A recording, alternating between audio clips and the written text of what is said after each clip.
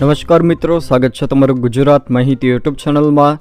આજના તાજા અને મહત્વના આપ સૌનો ઉપયોગી 20 મોટા સમાચાર વિશે આ વિડીયોમાં વાત કરીશું, તો છેલ્લે સુધી જોતા રહેજો। આજના સૌથી પહેલા સમાચાર વિશે વાત કરીએ તો રાજ્યસભાની ચૂંટણીની તારીખો જાહેર કરવામાં આવી છે।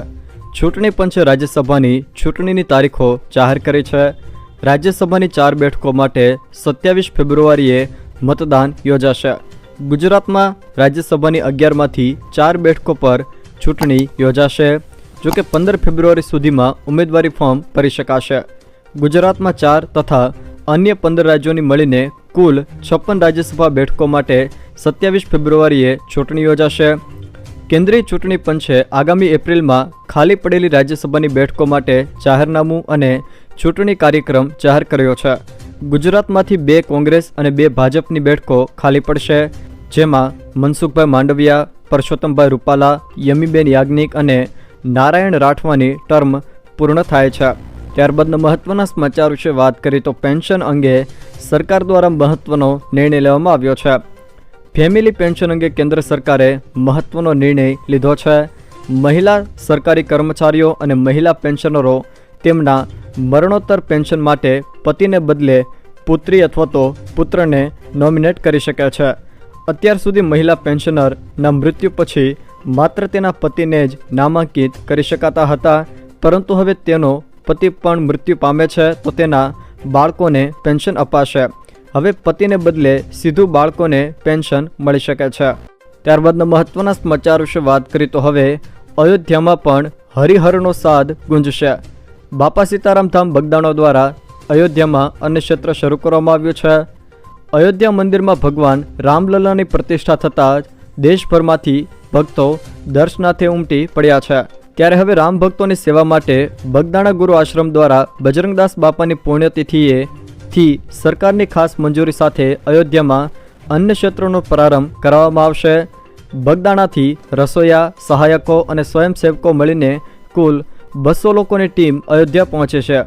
અન્નક્ષેત્રમાં સવારે ચા અને પૌવા, સવારે 11 વાગ્યાથી સાંજે 4 વાગ્યા સુધી ભોજન મહાપ્રસાદ અને સાંજે 7 વાગ્યાથી 10 વાગ્યા સુધી ભોજન મહાપ્રસાદ પીરસવામાં આવશે। જ્યારે બગદાણાની જેમ જ આખો દિવસ ચાનો પ્રસાદ પણ આપવામાં આવશે। ત્યારબાદના મહત્વના સમાચાર વિશે વાત કરીએ તો સિક્કા લેવાનું ના પાડશો તો જેલમાં જશો।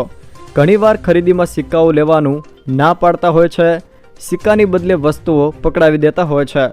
જો તમારી સાથે પણ આવું થાય તો તમે ફરિયાદ કરી શકો છો। બિહારના જમુઈ જિલ્લાના ડીએમ રાકેશ કુમારના આદેશ મુજબ સિક્કા ન લેવા ગેરકાયદેસર છે। નાના સિક્કાઓનું ચલણ બંધ ન કરી શકાય। રિઝર્વ બેંક ઓફ ઇન્ડિયાની ગાઈડલાઈન મુજબ માત્ર 25 પૈસાના સિક્કા સિવાય તમામ સિક્કાઓ માન્ય છે। કોઈપણ સિક્કા લેવાની ના પાડશે તો કાયદાકીય કાર્યવાહી થઈ શકે છે। ત્યારબાદના મહત્વના સમાચાર વિશે વાત કરીએ તો અંબાલાલ પટેલ દ્વારા મોટી આગાહી કરવામાં આવી છે। ફેબ્રુઆરી મહિનામાં ગાત્રો થીજવતી ઠંડી પડવાની હવામાન નિષ્ણાત અંબાલાલ પટેલ દ્વારા આગાહી કરવામાં આવી છે। તેઓએ આગાહી કરતાં જણાવ્યું છે કે ફેબ્રુઆરી મહિનાના પ્રથમ અઠવાડિયામાં અને મધ્યમાં ઠંડીનો રાઉન્ડ આવશે। ડિસેમ્બરમાં ન પડેલી ઠંડી ફેબ્રુઆરીમાં પડશે। ફેબ્રુઆરી અને માર્ચ મહિનામાં કમોસમી વરસાદ વરસવાની શક્યતા પણ તેમણે વ્યક્ત કરી છે। જોકે ફેબ્રુઆરી મહિનામાં બેવડી ઋતુનો અનુભવ પણ થશે। ફેબ્રુઆરીમાં સવાર સાંજ હાડ થીજવતી ઠંડી પણ પડશે। જોકે ફેબ્રુઆરી મહિનામાં બપોરે ગરમીનો અહેસાસ થશે તેવું પણ તેમણે જણાવ્યું છે। ત્યારબાદના મહત્વના સમાચાર વિશે વાત કરીએ તો રાજ્યમાં બદલીનો દોર યથાવત છે। લોકસભા ચૂંટણી પૂર્વે રાજ્યમાં બદલીનો દોર જોવા મળી રહ્યો છે। રાજ્યના 38 ડેપ્યુટી કલેક્ટર કક્ષાના અધિકારીઓના બદલીના આદેશ આપવામાં આવ્યો છે। મળતી જાણકારી અનુસાર રાજ્યના 38 ડેપ્યુટી કલેક્ટર કક્ષાના અધિકારીઓની બદલી કરવામાં આવી હતી। 12 જીએએસ કેડરના અધિકારીઓને રેવન્યુ વિભાગમાં નિમણૂક આપવામાં આવી છે। રાજ્યના સામાન્ય વહીવટ વિભાગે બદલીના આદેશ કર્યા હતા। મહત્વના સમાચાર વિશે વાત કરીએ તો સરકારી નોકરીની તૈયારી કરતા ઉમેદવારો માટે મહત્વના સમાચાર સામે આવ્યા છે। સંયુક્ત સ્પર્ધાત્મક પરીક્ષાની જગ્યાઓમાં વધારો કરવામાં આવ્યો છે। 4306થી વધારીને જગ્યાઓ 5202 કરવામાં આવી છે। ગૌણ સેવા પસંદગી મંડળ દ્વારા આ મોટી જાહેરાત કરવામાં આવી છે। જુનિયર ક્લાર્કની જગ્યાઓ 898 વધારીને 2916 કરવામાં આવી છે। અગાઉ 3 જાન્યુઆરીએ ભરતીની જાહેરાત કરાઈ હતી. જોકે અરજી કરેલી હશે તેમણે ફરી ફોર્મ ભરવું પડશે નહીં. ત્યારબાદના મહત્વના સમાચાર વિશે વાત કરીએ તો ખેડૂતોને 6,000 રૂપિયાને બદલે 9,000 રૂપિયાનો વર્ષે હપ્તો મળી શકે છે. ખેડૂતોને મળતા 2,000 રૂપિયાના હપ્તામાં વધારો થઈ શકે છે. પીએમ કિસાન સન્માન નિધિ યોજના હેઠળ મળતા રૂપિયામાં વધારો કરવા માટે ખેડૂતો ઘણા સમયથી માંગણી કરી રહ્યા હતા. જોકે હવે આ વખતે બજેટમાં સરકાર ખેડૂતોની આ માંગને સંતોષી શકે છે અને રકમમાં 50% સુધીનો વધારો કરી શકે છે, જેથી આ રકમ 6,000 રૂપિયાને બદલે વધીને 9,000 રૂપિયા પણ બની શકે છે. ત્યારબાદના મહત્વના સમાચાર વિશે વાત કરીએ તો ઈડી દ્વારા લાલુની 10 કલાક પૂછપરછ, હેમંત સોરેન લાપતા. નીતિશના શપથના બીજા દિવસે બિહારમાં વધુ એક રાજકીય હલચલ જોવા મળી રહી છે. પુત્રી મીસા સાથે લાલુ ઈડીની ઓફિસે સવારે 11 કલાકે પહોંચ્યા હતા. જોકે રાજદ કાર્યકરોનું શક્તિ પ્રદર્શન શરૂ હતું, જ્યારે ઝારખંડના મુખ્યમંત્રી હેમંત સોરેનના નિવાસસ્થાન રાજભવન અને રાંચી સ્થિત ઈડીની ઓફિસ આસપાસના 100 મીટર વિસ્તારમાં CRPC 144 લાગુ કરવામાં આવી છે. એવા પણ સમાચાર છે કે હેમંત સોરેન મહાગઠબંધનના ધારાસભ્યો સાથે પોતાના નિવાસસ્થાન પર આજે બેઠક પણ યોજવાના હતા. ત્યારબાદના મહત્વના સમાચાર વિશે વાત કરીએ તો આ વાહનો પરિવહન એપ્લિકેશનમાં બ્લેક લિસ્ટેડ થયા છે. સુરત શહેરના 50,000થી વધુ વાહનોને બ્લેક લિસ્ટમાં મૂકવામાં આવ્યા છે.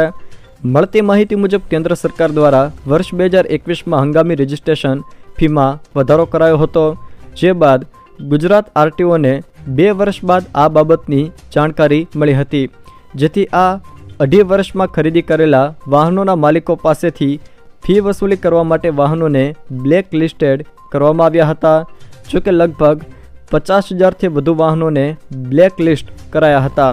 ત્યારબાદના મહત્વના સમાચાર વિશે વાત કરીએ તો ગુજરાતના હવામાનમાં મિશ્ર ઋતુનો અનુભવ જોવા મળી રહ્યો છે. રાજ્યમાં મિશ્ર ઋતુનો અનુભવ જોવા મળી રહ્યો છે. સવારે રાત્રે ઠંડી, જ્યારે બપોરે ગરમીનો અહેસાસ થઈ રહ્યો છે. જોકે તાપમાનમાં 1 થી 2 ડિગ્રીનો વધારો થઈ રહ્યો છે. 11 ડિગ્રી તાપમાન સાથે ગાંધીનગર સૌથી ઠંડુ શહેર રહ્યું હતું. વડોદરા, કેશોદ અને દીવમાં 13 ડિગ્રી ઠંડી, જ્યારે અમદાવાદ સહિત 5 શહેરોમાં 14 ડિગ્રી તાપમાન, જ્યારે નલિયામાં પણ ઠંડીનો પારો ઊંચકાયો હતો. જોકે નલિયામાં 14 ડિગ્રી તાપમાન નોંધાયું હતું. ત્યારબાદના મહત્વના સમાચાર વિશે વાત કરીએ તો બેંક તેમજ પોસ્ટ સેવિંગ ખાતામાં મળતા વ્યાજ પરની કરમુક્તિ વધશે. 2019 જેવી લોકોને સીધી સ્પર્શતી કર રાહતની તૈયારીઓ હાલ ચાલી રહી છે. હાલના ₹10,000 સુધીની કરમુક્તિ ₹50,000 સુધી વધારવા નાણામંત્રી સમક્ષ પ્રસ્તાવ રજૂ કરવામાં આવ્યો હતો. જોકે લોકોને બચતની વધુ રકમ બેંકના સેવિંગ ખાતામાં રાખવાની તક મળશે. આગામી લોકસભા ચૂંટણી પૂર્વેના વચગાળાના બજેટનું કાઉન્ટડાઉન શરૂ થયું છે અને ગુરુવારે નાણામંત્રી Nirmala Sitharaman vote on account લેખાનુદાન રજૂ કરે તેવા કરવેરા મોરચે ક્યાં રાહત આપે છે તેના પર સૌ કોઈની નજર રહેલી છે. તેમાં લોકોને બેંક ખાતામાં બચત ખાતામાં નાણાં રાખવા માટે પ્રોત્સાહન રહે તે જોવા માંગે છે. તેથી બચત ખાતા એટલે કે સેવિંગ્સ એકાઉન્ટમાં જે ₹10,000 સુધીનું વ્યાજ કરમુક્ત છે તેની મર્યાદા વધારીને ₹50,000 સુધી કરે તેવી પણ ધારણા છે. જો મિત્રો આ વિડીયો તમને પસંદ આવ્યો હોય તો વિડીયોને લાઇક કરો, તમારા મિત્રો સાથે શેર કરો અને જો તમે મારી ચેનલમાં નવા હો તો ચેનલને સબસ્ક્રાઈબ જરૂર કરજો, જેથી મારા આવનારા તમામ વિડીયોની માહિતી તમારા સુધી પહોંચી શકે.